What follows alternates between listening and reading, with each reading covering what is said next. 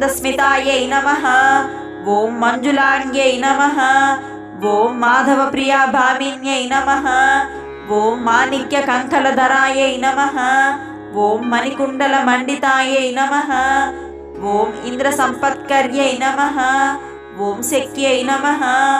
ఓం ఇంద్రగోపనీ వాంసుకాయై నమః ఓం క్షీరాబ్దితనయాయై నమః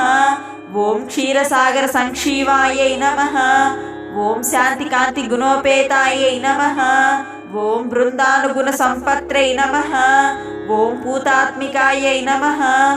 ఓం పూతనాది స్వరూపిణ్యై నమః